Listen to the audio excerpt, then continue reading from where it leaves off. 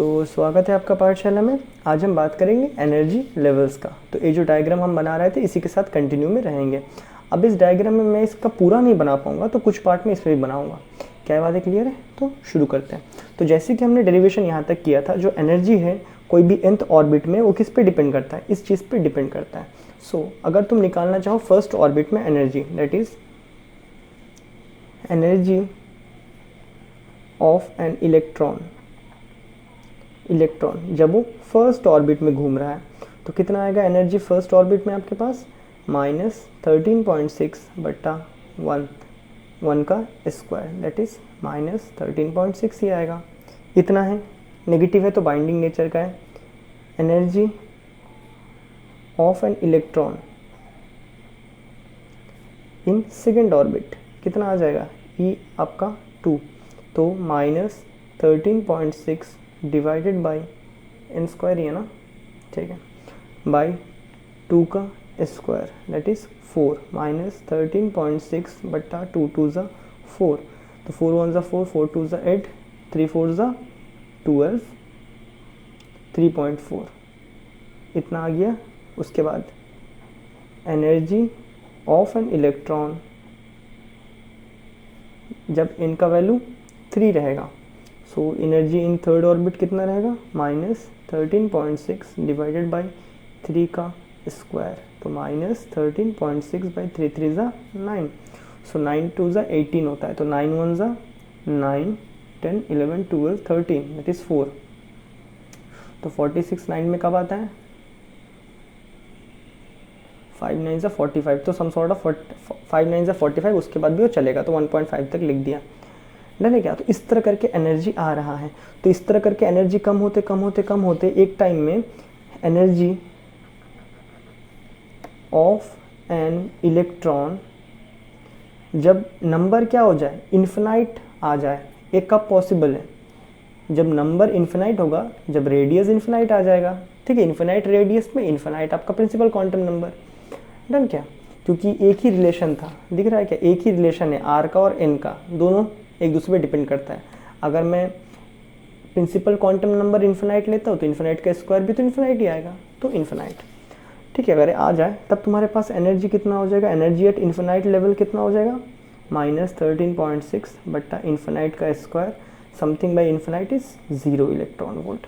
अच्छा भाई, 0 हो जाएगा, ये क्या होता है? मैक्सिमम एनर्जी होता है। मैक्सिमम एनर्जी क्यों? क्योंकि नेगेटिव एनर्जी है, बाइंडिंग नेचर। अभी कितना है? 13 रुपये का उधारी में। अभी कितना है? 3 रुपये का उधारी में। अभी कितना है? 1.5 रुपीज़ का उधारी में। अभी कितना उधारी में? 0 रुपये का उधारी में। अभी तुम किसी से उधार लेके रखे हो, तो तुम जब तक उसको उधारी चुका के 0 नहीं करोगे तब तक वो तुम्हें जाने नहीं देगा, नहीं क्या? तो नेगेटिव उधारी में ज़िंदगी, तो यहाँ उधारी में यहाँ उधारी है नहीं, अब वो चला जाएगा, नहीं क्या? तो अब इसको हम यहाँ पे एंट्री करते हैं। तो फर्स्ट यहाँ पे जो एनर्जी मैंने लिखा था, फर्स्ट E1 यहाँ पे जो एनर्जी है वो कितना है? -13.6 है, -13.6 इलेक्ट्रॉन वोल्ट। यहाँ पे कितना एनर्जी है सेकेंड ऑर्बिट में? सेकेंड ऑर्बिट में जाके एनर्जी हमारे पास -3.4 इलेक्ट्रॉन वोल्ट। थर्ड ऑर्बिट में कितना है हमारे पास एनर्जी? ऊपर वाले में -1.5 इलेक्ट्रॉन वोल्ट। डन है क्या? ये एनर्जी लेवल हमें समझ आता है। अब इस एनर्जी लेवल के बेस में हमें उस स्पेक्ट्रा को समझना है।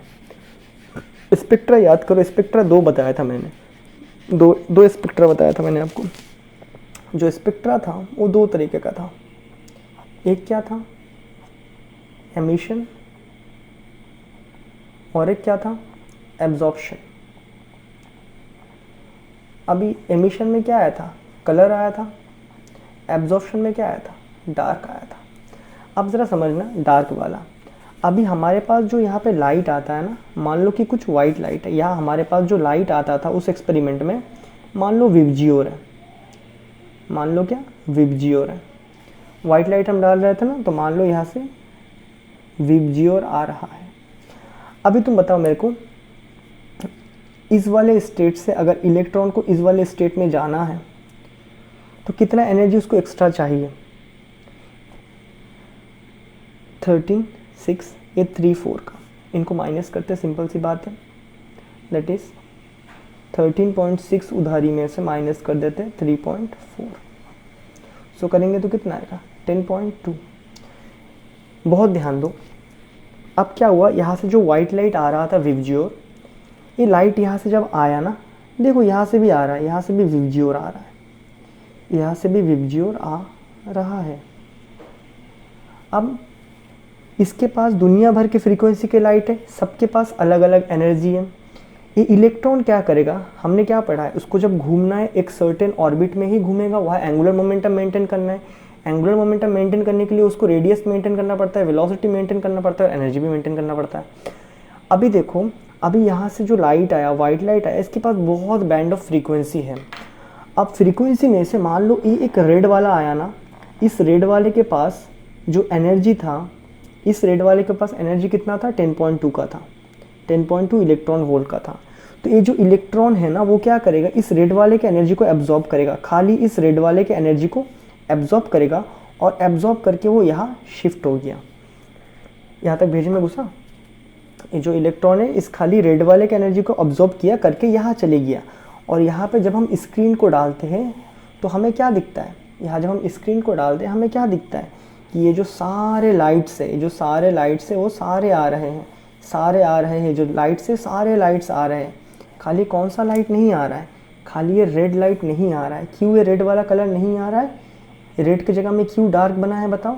ये जो रेड है, रेड की जगह में क्यों यहाँ पे एक डार्क लाइन बनता है, सिंपल सी बात है, रेड के जगह में डार्क इसलिए बनता है क्योंकि भाई ये जो रेड के पास जो एनर्जी था वो 10.2 इलेक्ट्रॉन के वोल्ट के बराबर था। इस एनर्जी को इस इलेक्ट्रॉन ने एब्जॉर्ब किया एग्जैक्टली, और यहाँ पहुँच के भी यहाँ राउंडिंग मार रहा है। डन है क्या।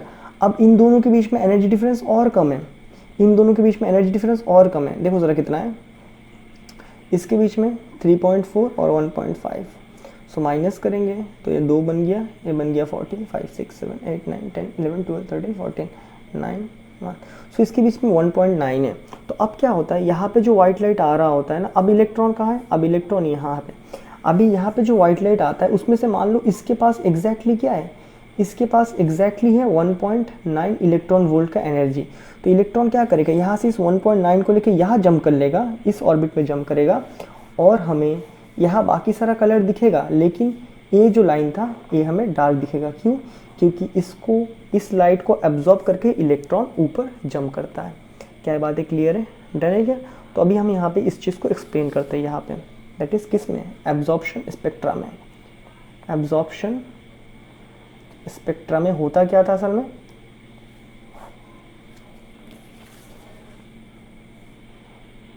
Electron absorb a specific energy possessed by a particular wave.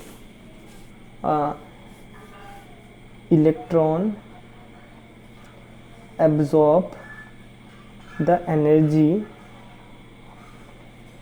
of a particular light wave, एक पर्टिकुलर लाइट वेव के एनर्जी को एब्जॉर्ब करता है, and jump to the next orbit, और वो नेक्स्ट ऑर्बिट में जंप करता है, और जिसको एब्जॉर्ब कर देता है उसी का हमें डार्क पैटर्न यहाँ पे दिखता है। And the dark pattern observed is due to absorb of that particular wave।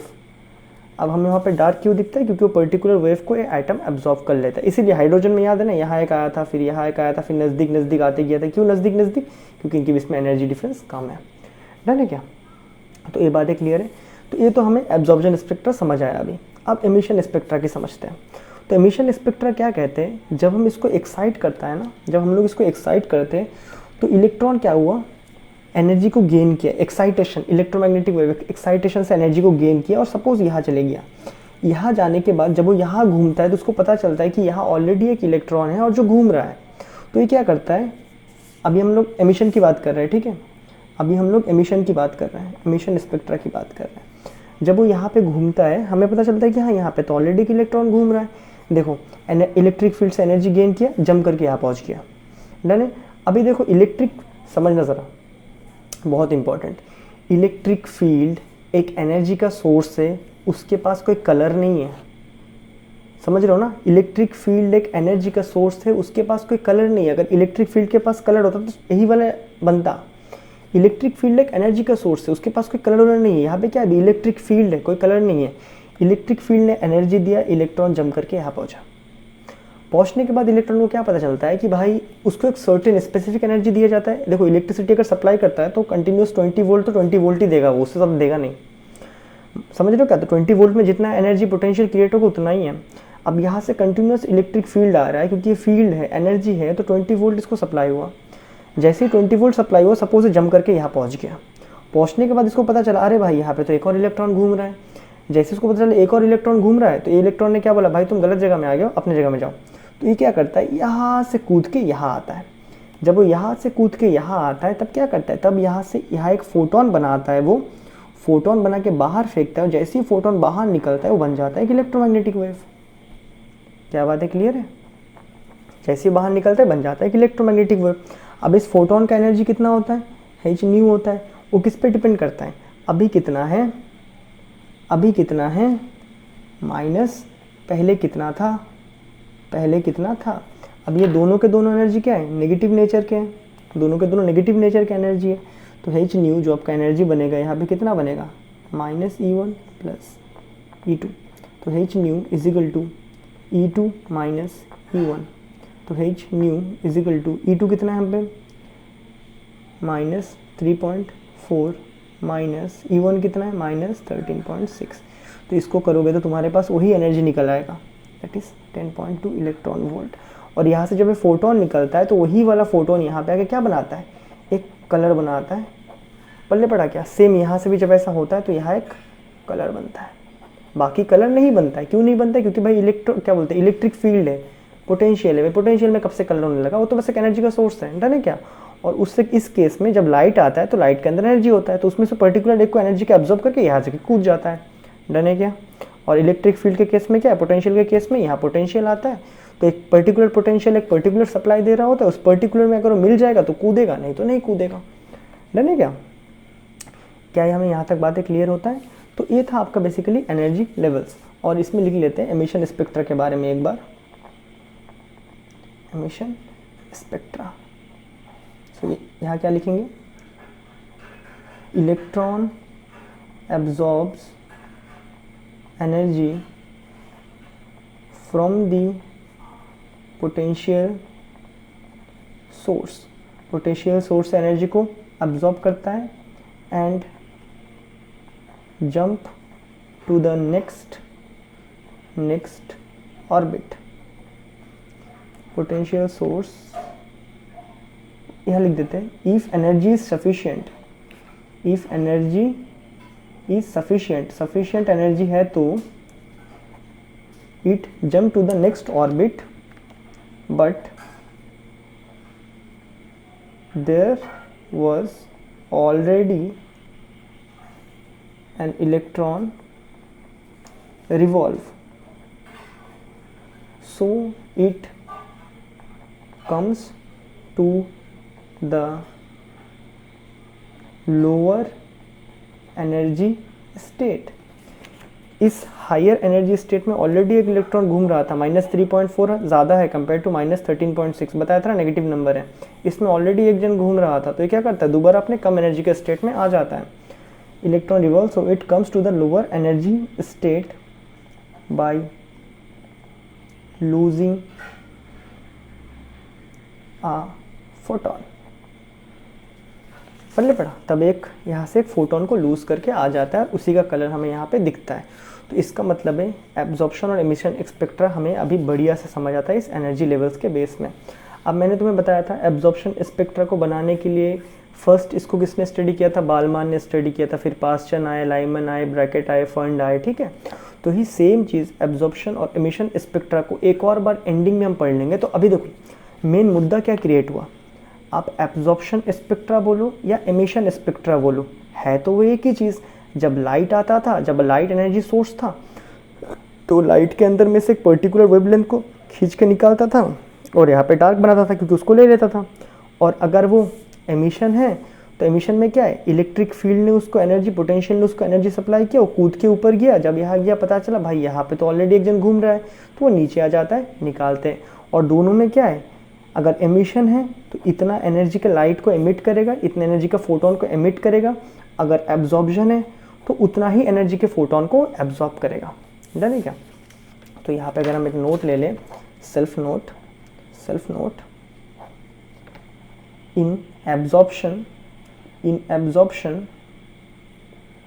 Absorption photon of energy, photon का जो एनर्जी है, photon of energy absorbed is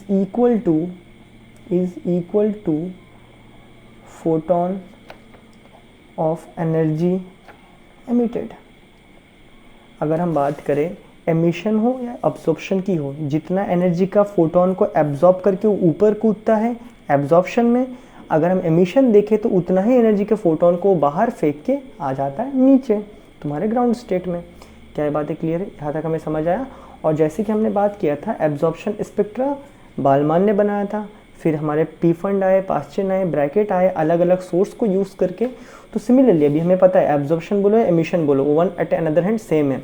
अगर एब्जॉर्प्शन है तो वो उस पर्टिकुलर वेवलेंथ के लाइट को एब्जॉर्ब कर देगा, अगर एमिशन है तो उस पर्टिकुलर वेवलेंथ के लाइट को बाहर फेंक देगा। इसीलिए हमें एक में कलरफुल दिखता था और एक में डार्क दिखता था। पढ़ने पड़ा क्या? अब इन दो चीज़ के बेस में रख के हम एक और बार एंडिंग में फुल एंड फाइनल पढ़ लेंगे आपका एनर्जी लेवल्स को। डन है क्या? क्या ये बातें क्लियर है? क्योंकि अभी हमें पता है कि एब्जॉर्प्शन बोलो या एमिशन बोलो एक ही चीज़ है। एक में वहाँ पे डार्क दिखेगा क्योंकि उस पर्टिकुलर वेवलेंथ को एब्जॉर्ब कर लेगा, और एक में उसी जगह में कलर दिखेगा क्योंकि उसी को अभी एमिट करके बाहर निकाल रहा होता है वो। डन है? तो मैं मिलता हूँ आपसे उस एनर्जी लेवल्स के वीडियो में, दैट इज स्पेक्ट्रास के वीडियो में। तब तक के लिए गुड बाय।